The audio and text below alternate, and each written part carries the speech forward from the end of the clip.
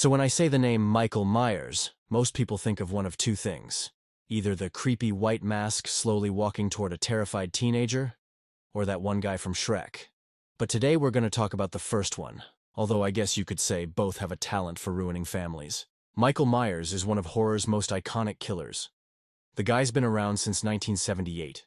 He doesn't talk, doesn't run, and still manages to be more efficient than the IRS. He's been shot, stabbed, burned, and blown up, and he keeps coming back. And in 2018, Blumhouse decided, you know what? Let's bring him back again. But this time, ignore everything except the original movie. And I gotta be honest, Halloween 2018 kinda ruled. So since I recently decided to rewatch the series, now y'all have to go throughout it too. Blumhouse stripped away all the weird, Laurie is Michael's sister nonsense, cut the supernatural fat and just said, what if Michael Myers is just a guy, but a guy who lives to kill? Now to set the scene. The original Halloween came out in 1978, directed by John Carpenter, and it basically invented the slasher genre as we know it. But after a few sequels, the timeline got insane. We're talking cults, clones, curse marks, and whatever the hell resurrection was. So when Blumhouse came in, they said, what if none of that ever happened? In this timeline, Michael killed a few people in 1978, got locked up for 40 years, and now he's finally getting out. That's it. Simple, clean, brutal. So Halloween 2018 starts off with these two podcasters who have clearly never seen a horror movie in their lives. They go to this high-security facility where Michael Myers has been locked up for 40 years, which is like the horror equivalent of poking a sleeping bear with a microphone. They try to get him to talk by holding up the original mask. Yeah, that mask. The one that's somehow both totally blank and the most evil thing ever created. And they just start yelling at him. Like full-on, say something, in a courtyard of psych patients while holding the one object that represents all his trauma. Great plan. And of course, Michael doesn't say a word. Because he's Michael Myers. He doesn't monologue. He doesn't have a tragic backstory. He just stands there, breathing, watching, waiting. Anyway, the podcasters leave disappointed, but surprised. Michael escapes during a bus transfer. Because this is a Halloween movie, and those buses never reach their destination. The scene is actually really eerie. You see this dad and his son stumble across the crashed bus, inmates wandering around in the dark, fog creeping in. It's subtle, and it's creepy. One of the few moments where the film genuinely captures that Carpenter energy from the original. So now Michael's out. He gets his mask back by killing the podcasters in a public bathroom in one of the most brutal scenes in the movie. Like, imagine being in a gas station bathroom and you hear someone getting murdered in the next stall. That's already a nightmare. Then the guy who did it opens your door and stares you down with a mask he just pulled out of a trunk. And then, yeah, he makes it your problem. Now that he's suited up, he heads back to Haddonfield. And this is where the movie kicks into full slasher gear. There's this amazing single-take tracking shot of Michael just wandering through backyards, walking into houses, and randomly killing people. No drama, no setup, just cold, quiet death. He grabs a hammer, kills a woman off-screen, takes her knife, and just keeps going. That sequence alone re-established why Michael Myers is terrifying.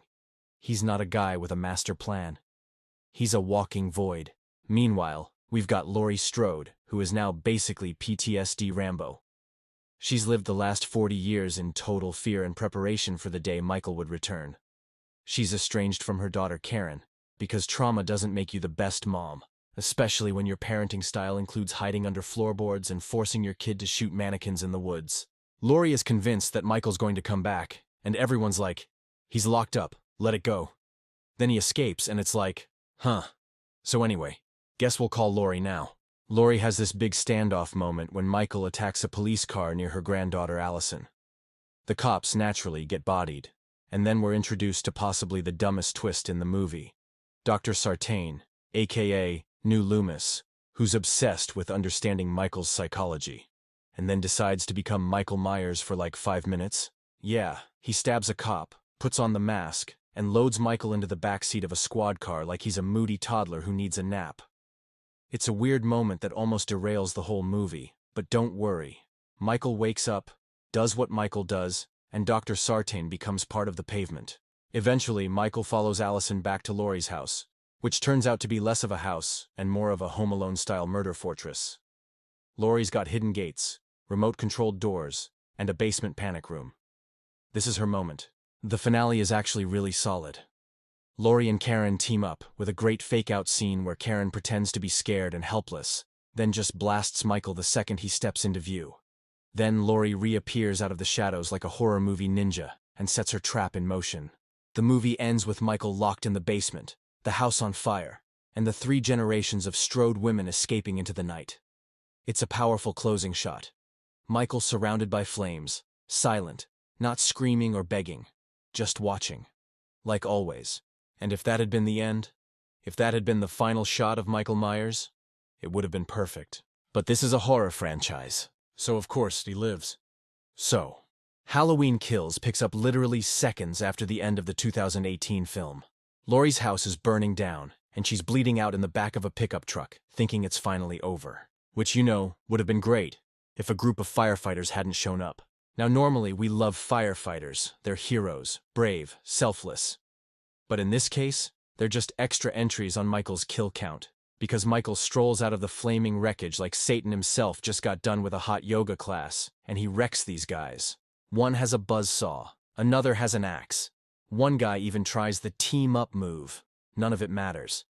Michael goes full Doomslayer, and it's both horrifying and kind of hilarious. Like you thought he was scary in 2018? Here, he's a one-man SWAT team.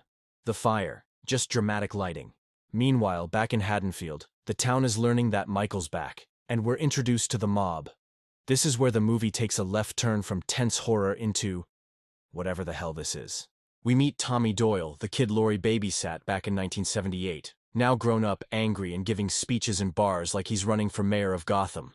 And his whole thing is that the town needs to come together to stop Michael.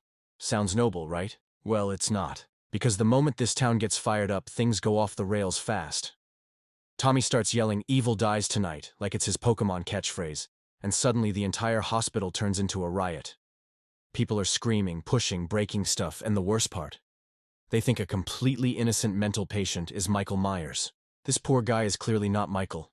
He's short, disoriented, and looks like he couldn't lift a butcher knife, let alone go toe-to-toe with firefighters. But none of that matters to the mob. They chase him through the hospital in a scene that goes from uncomfortable to downright tragic.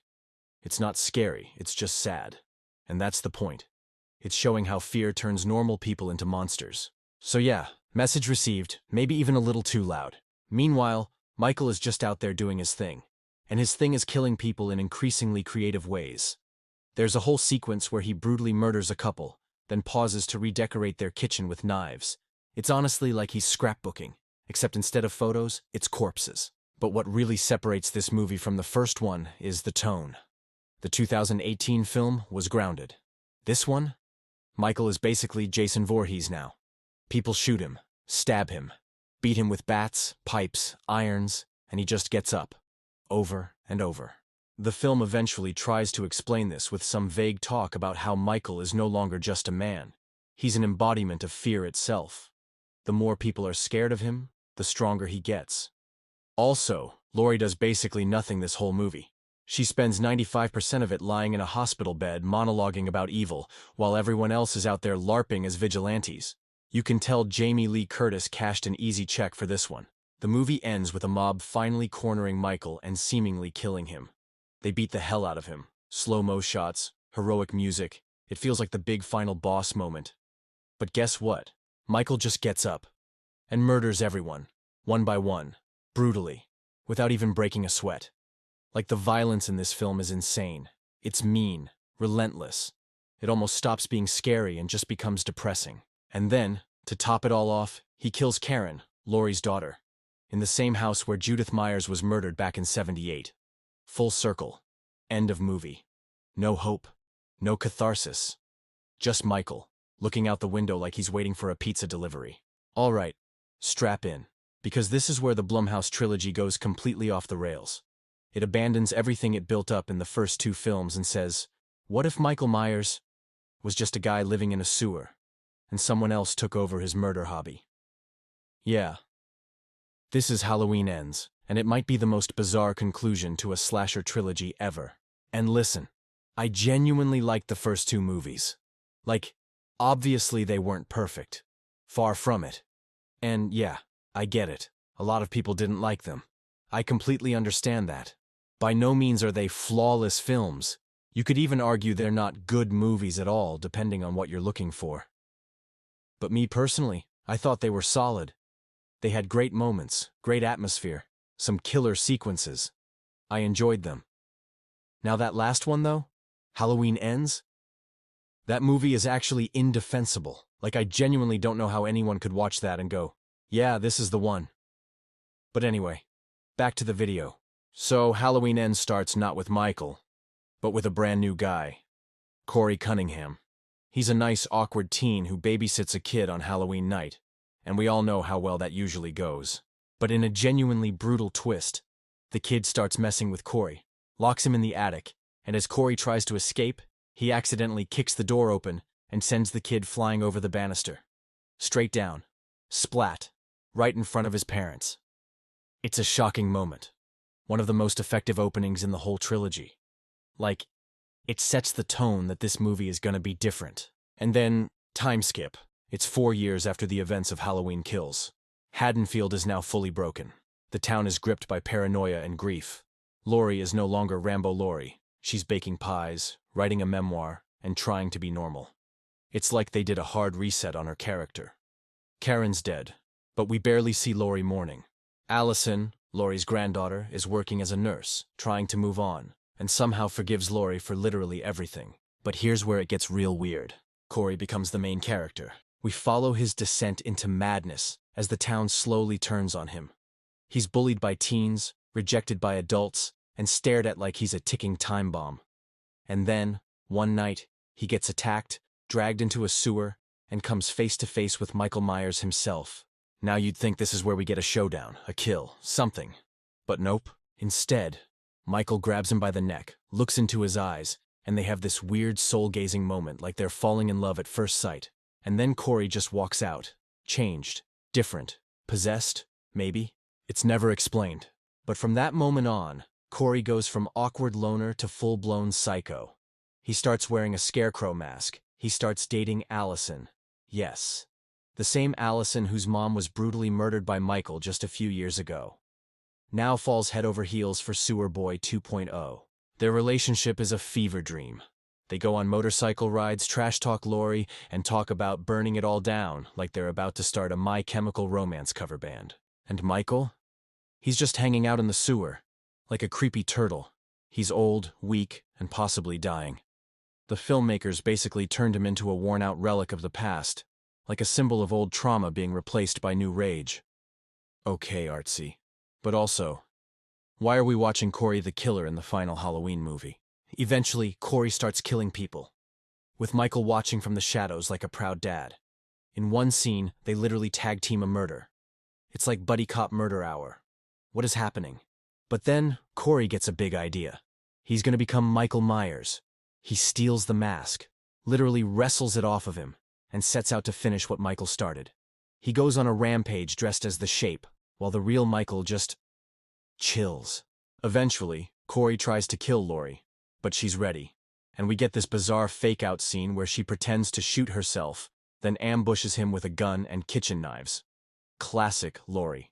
She stabs Corey, and just before he dies, he says, "If I can't have her, no one will," and stabs himself in the neck. Then Allison walks in right as Laurie is holding the knife, making it look like she killed him. It's soap opera-level nonsense. But it's not over, because Michael finally shows up. We get one last fight, Laurie versus Michael, round 3, and it's raw, brutal, realistically slow. These are two people at the end of their ropes.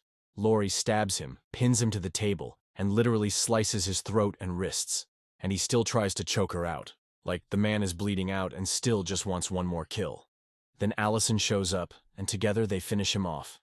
They strap Michael to the roof of a car, parade his body through town like it's a medieval execution, and toss him into a giant metal shredder. Yes. They put Michael Myers into an industrial grinder. His body is obliterated. There's nothing left. No, he survived. No post-credits tease.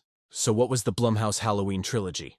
Halloween 2018 was a smart, brutal legacy sequel about trauma, survival, and reclaiming power. Halloween Kills was an over-the-top, mean-spirited bloodbath with a mob and a message. Halloween Ends, a sad emo love story where Michael Myers is a sewer cryptid, and the real villain is teen angst. It started so strong, and ended with a whisper in a blender. Was it perfect? Absolutely not. Was it entertaining? Absolutely. Except for the last one. Did it give us some of the wildest moments in slasher history? 100%. And now, with Michael truly dead, for now, we're left with a strange, messy trilogy that tried to be more than just a slasher, and maybe tried a little too hard. But at least we'll always have that firefighter massacre, or all the other good and memorable scenes. So, now that we've gone through all three movies, let's just take a second and process what happened here. Because on paper, the Blumhouse Halloween trilogy had everything going for it. You had the original final girl back, Jamie Lee Curtis in her prime. You had John Carpenter on board with the score. You had a reboot that acknowledged the legacy of the franchise without dragging all the baggage of 40 years of nonsense behind it. You had Michael Myers stripped down to what made him scary. A silent, brutal, emotionless force of nature. And for one movie, it worked. Halloween 2018 felt grounded. It felt mean in the right way. Laurie was basically Sarah Connor with trauma and booby traps. The pacing was tight. The kills were brutal. The tone was serious, but not self-serious. It didn't rely on supernatural nonsense or cults or whatever Halloween 6 was doing. It was just, Michael breaks out, Michael kills, Laurie fights back, done. It was simple, and it hit. Then we get to Halloween Kills, and the shift is immediate. The tone turns into this kind of chaotic mob mentality commentary where suddenly the town is involved, Tommy Doyle is back, kinda weirdly, and everyone's yelling, "Evil dies tonight," like they're possessed by Facebook comment sections. It's messy, it's loud, and the message gets muddled, but let's be real. It's still entertaining. Again, you could argue it's not, but this is my channel, and I can say whatever I want, so I'll say it was entertaining. Michael goes full Terminator. He's ripping through firefighters, taking out entire mobs, making Picasso paintings with people's organs. The man becomes artistic, so even if it's dumb, it's fun dumb. And there's this unspoken promise. Okay, Halloween Kills is the chaos middle chapter. It'll all come together and Halloween Ends. The trilogy will stick the landing, and then Halloween Ends shows up like it took a wrong turn into a completely different genre. The tone shifts again. The focus shifts entirely to a brand new character. Michael becomes a background NPC who lives in a storm drain. Laurie suddenly writes memoirs and flirts with Will Patton over fruit. Allison's dating a guy who may or may not be psychologically linked to evil. And Michael's mask gets passed around like a haunted hand-me-down hoodie. It's like the trilogy lost its own thread, and the wildest part is, they marketed this as the final showdown. Laurie versus Michael. One last battle. And yeah, we technically get that in the last 10 minutes. But everything before that is Corey's movie. Like the filmmakers tried to backdoor pilot Halloween, the new Bloodline or something. If the trilogy started with trauma versus evil, then Ends finishes with teen angst versus sewer cryptid. It's a trilogy that starts with fire and ends with confusion. The tone shifts, the characters flatten, and the final movie kills its own momentum with a left turn nobody asked for. Perfect. Let's bring it home with the final part, the Michael Myers breakdown. Because if we're gonna do this right, we have to talk about the man, the myth, the emotionally unavailable murder machine himself. So here we are. We've seen the trilogy rise, we've seen it fall. We've seen Corey Cunningham try and fail to hijack a franchise. But let's not get it twisted. This was always about Michael Myers. And what this trilogy did to him? Man, we need to talk about it. Let's rewind to the start. In Halloween 2018, Michael is terrifying again. No cults, no mystical symbols, no bizarre family trees. Just a dude in a mask who escapes prison and starts walking. He doesn't run, he doesn't speak, he just moves. Like a shark in a mechanic jumpsuit. What made him scary wasn't just the violence, it was the randomness. Michael isn't chasing Laurie because she's his sister this time. He doesn't care about fate or revenge. He kills a babysitter and her boyfriend, but spares the kid. He slaughters a whole neighborhood, then just stares out the window like he's watching the void. That's the boogeyman. That's Michael. He's not evil because he hates. He's evil because he doesn't care. There's no motive, no emotion, just a mask and a knife. And that was brilliant. Then Halloween Kills takes that and says, okay, what if we gave him rage mode?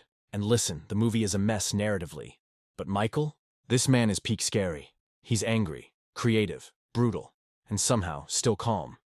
He burns alive, crawls out of a house, and immediately kills a squad of firefighters like it's doom eternal. He's not just a killer, he's a force. And the beauty of it is, he never speaks, never flinches. He's just inevitable. There's this subtle thing they do where the more people try to understand him, the worse it gets. Tommy rallies a mob. They chant, "Evil dies tonight." And Michael responds by leveling the entire mob single-handedly. Like the more you try to stop him, the stronger he gets. Almost supernatural, but still grounded. You could argue Kills shows Michael at his most mythic. Not quite a man anymore. Not a ghost either. Just evil wearing skin. Then Ends shows up, and now Michael is a sewer gremlin. This man, who took on firefighters, mobs, cops, everything, is now sitting in a drainpipe like Pennywise, hiding from the plot. He's visibly weaker, limping, slow, almost sad. And worst of all, he bonds with Corey. Corey kills someone, runs into Michael's tunnel, and then they have a moment. Eye contact, trauma exchange, possibly a soul transfer, and we're just supposed to roll with that. What? It's like they took the pure evil of Michael Myers and made him sympathetic. Or worse, codependent. The man who once survived multiple bullets, house fires, beatings, and stabbings now gets curb-stomped by Laurie Strode. And dies. For real this time. Not in a blaze of unstoppable glory, but on a kitchen table, like a Thanksgiving turkey. I don't care if they chucked him in an industrial shredder afterward. That wasn't Michael's ending.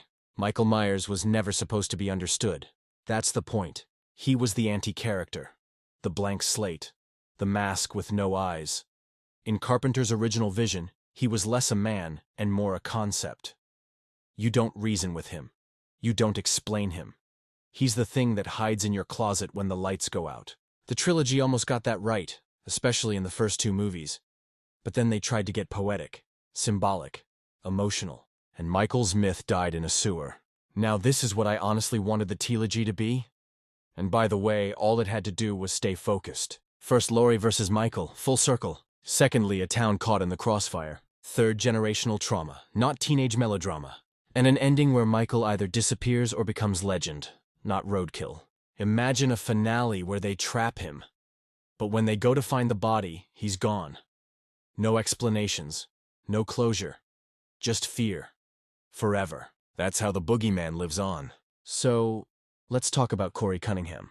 Because this guy may very well go down in horror history as one of the most randomly introduced, least earned main characters ever shoved into a franchise finale. Here's what's insane. This is the last movie in a trilogy about Laurie Strode and Michael Myers. We've followed Laurie's trauma, her paranoid prepper era, her daughter's murder, her granddaughter's grief. We've followed Michael's rise from silent boogeyman to suburban reaper. But now, right as we're supposed to wrap this saga up, they go, "Anyway, meet Corey. He's the new protagonist. Enjoy." And don't get me wrong. If this was Corey's trilogy from the start, maybe it works. If you build him up slowly, show him getting twisted by the town, slowly drawn into darkness, even hint at supernatural possession, cool. That could be interesting. But instead, Corey gets 90 minutes of rushed backstory, romance, a complete mental breakdown, and then goes full murder boy in what feels like one long weekend. And that's who we're expected to care about. Let's be honest. Corey isn't compelling. He's not scary. He's not tragic. He's just awkward. He feels like if Rami Malek and Evan Peters had a discount cousin who thinks listening to The Cure makes him edgy. And the weirdest part? His romance with Allison. Like, what? The girl whose mom was gutted by Michael Myers is now dating a guy who's clearly unstable, already rumored to be a killer, and has the emotional energy of a haunted hot topic. It makes no sense. She sees Corey spiraling. She sees the red flags. And her response? Let's run away together. Bro, this is not Bonnie and Clyde. This is Bonnie and that dude who lives in a basement. And then there's Laurie. This woman, this absolute unit who was ready to die in 2018, has now chilled out, started baking pies, and just randomly lets this sketchy dude date her granddaughter without even Googling him.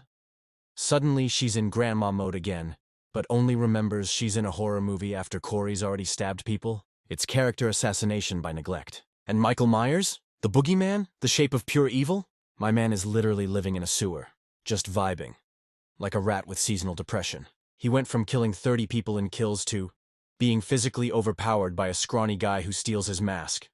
Let me repeat that. Michael gets jumped. It's not a metaphor. It's not symbolic. It's WWE-style mask theft in a sewer. That's where we are now. And that's it. That's the trilogy. A promising revival, a wild middle act, and a finale that tried to say something deep, but forgot who it was really about. Michael Myers didn't need backstory. He didn't need weakness. He just needed a shadow to stand in, and a kitchen knife. Thanks for sticking through the video. If you are still watching, like the video, I think I have earned that. Subscribe to the channel, cause it really means a lot. Comment what you'd like to see next. I have a lot of stuff coming, so show me some love cause this videos take a lot of time and effort to make. Also, I would like to be monetized one day. Maybe so. If you like the content of the channel and the general vibe, just subscribe, and I will not disappoint. See ya.